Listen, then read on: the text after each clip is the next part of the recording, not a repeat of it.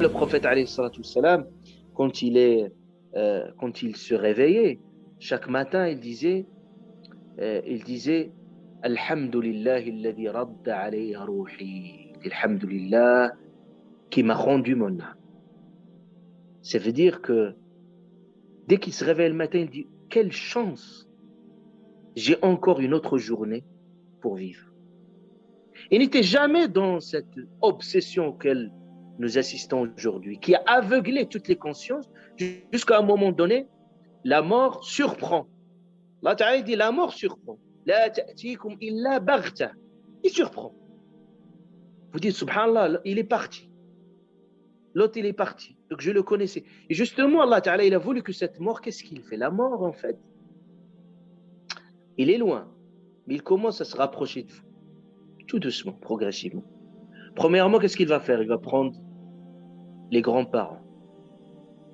Il se rapproche doucement. Les parents, les oncles, les copains. Là, dès qu'il touche les copains, il commence à venir vers vous. Donc, on est des exilés, et quand quelqu'un est étranger et exilé, il a toujours l'obsession du retour. Et c'est ça que le prophète a éduqué ses compagnons quand il dit à Abdullah ibn Omar, il dit « Kun fi dunya ». Parce que quand on comprend la remords de cette façon-là, on comprend c'est quoi la vie. Il dit « Kun fi dunya », soit dans cette vie d'ici-bas, il lui a dit soit dans cette vie d'ici-bas, « Kun fi dunya ka'annaka gharib ou abiru sabil ».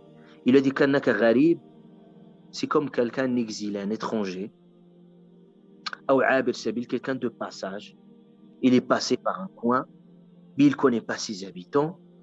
Et puis, il sait qu'il ne va pas habiter ici. Il sait qu'il est pour quelques moments, pour quelques instants, pour repartir.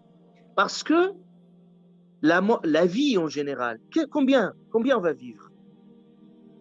60 ans, 70 ans, maximum, on va dire 100 ans. Mais qu'est-ce que représente 100 ans dans une vie à l'échelle? Et même si on la compare dans l'ordre cosmique, parce qu'il y a un temps cosmique, Allah Ta'ala dit Inna yawman 'inda rabbika ka'alfi sanatin mimma ta'udun. Un jour auprès de votre Seigneur et 1000 années de ce que vous comptez. Mais votre vie tout entière, qu'est-ce qu'il représente dans le temps cosmique? Il représente millisecondes. Vous n'êtes rien, c'est comme dans un éclair. Vous êtes venu, vous êtes reparti. Donc le monde, ce monde, c'est un éclair. Sur ça, Sayyidina Nuh, alayhi salam, qui a vécu pratiquement 1000 ans, 950 ans juste pour appeler son peuple, et qu'on lui a dit décris-nous comment tu as vécu cette vie. Ben, il a dit c'est comme je suis pas rentré par une porte et je suis sorti par une autre.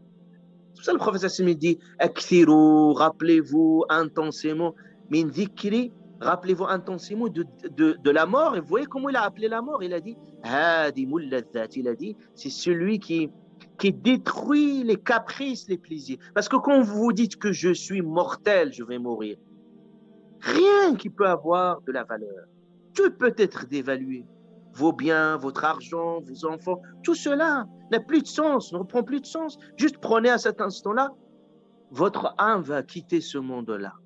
Qu'est-ce que vous allez souhaiter? C'est quoi votre espoir?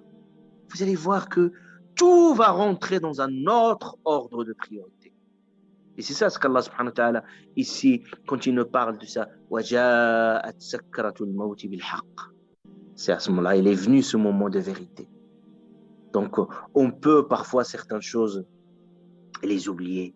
Et Allah Ta'ala parlait pourquoi l'être humain, il veut oublier la question de la mort. Allah Ta'ala, il dit, subhanahu wa ta'ala, بَلْ يُرِيدُ الْإِنسَانُ لِيَفْجُرَ أَمَامَهُ.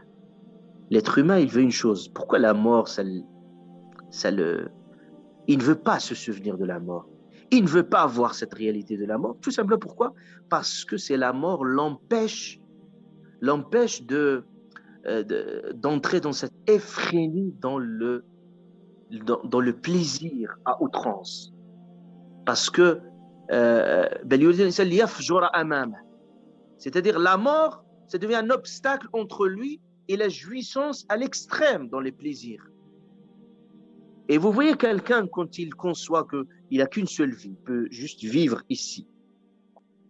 Et puis, Il est dans une conception du néant, dans le nihilisme total. Il n'y a plus rien après.